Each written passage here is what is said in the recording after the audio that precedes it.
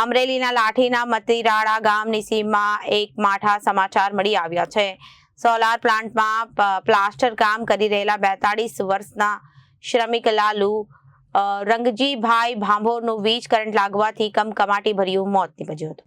અમરેલીના લાઠીના મતીરાળા ગામની સીમમાં એક માઠા સમાચાર મળી આવ્યા છે। સોલાર પ્લાન્ટમાં પ્લાસ્ટર કામ કરી રહેલા 42 વર્ષના શ્રમિક લાલુ રંગજીભાઈ ભાંભોરનું વીજ કરંટ લાગવાથી કમકમાટી ભર્યું મોત નીપજ્યું હતું। બપોરે આશરે 2:30 વાગ્યાએ કામ દરમિયાન એમના હાથમાં રહેલી એલ્યુમિનિયમની લેવલ પટ્ટી ઉપરથી જતી 11 kVને લાઇનને અડી ગઈ હતી અને કરંટ એટલો જોરદાર હતો કે લાલુભાઈનું ઘટના સ્થળે જ મોત નીપજ્યું અને હાલ મૃતદેહનો પીએમ માટે અમરેલીની શાંતાબા ગજેરા હોસ્પિટલ લાવવામાં આવ્યો હતો। કાકા તમારું નામ શું છે? જગદીશભાઈ હીરાભાઈ પટેલ। આ શું બનાવ બન્યો હતો? ચણતર કામમાં પ્લાસ્ટર દરમિયાન ઉપર લાઈનને અડી જતા શોર્ટ લાગેલ છે। પટ્ટી અડી ગઈ હતી। કયા ગામમાં આ બનાવ બન્યો છે? મતીરાળા અને અલીઉદ્દપુરની સીમમાં।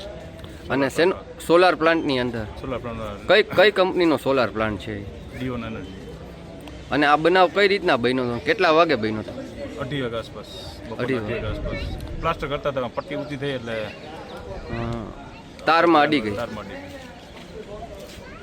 બ્યુરો રિપોર્ટ, જન આદેશ ન્યૂઝ।